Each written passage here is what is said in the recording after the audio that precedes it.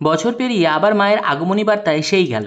নদিয়ার কামালপুর অভিযান সংঘ তাই শুরু করে দিয়েছে মায়ের আগমনের প্রস্তুতি। এবারের নিবেদন ১১২টি মাতৃ প্রতিমা সহ বিশাল আনন্দমেলা। এই পুজোকে কেন্দ্র করে শুধু উদ্যোক্তাদের মধ্যেই নয়, গ্রামের মানুষ এমনকি কচিকাচাদের মধ্যেও দেখা যাচ্ছে প্রবল উন্মাদনা। গোটা মাঠ জুড়ে হবে প্যান্ডেল।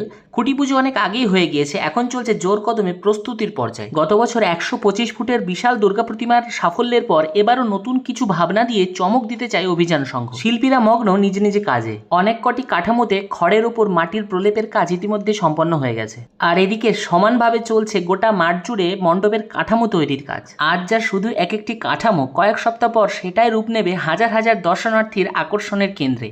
প্রতিটি বাঁশ বাঁধা, প্রতিটি হাতুড়ির শব্দ আর প্রতিটি ছোট্ট কাজ যেন একটাই বার্তা দিচ্ছে, মা আসছেন। এখন থেকেই এলাকা জুড়ে শুরু হয়েছে উৎসবের আবহ। অপেক্ষা শুধু সেই শুভক্ষণের, যখন ঢাকের তালে, শঙ্খধ্বনিতে আর উলুধ্বনিতে মুখর হয়ে উঠবে গোটা এলাকার মানুষ। দেখা যাক এবছর কী চমক অপেক্ষা করছে দর্শনার্থীদের জন্য।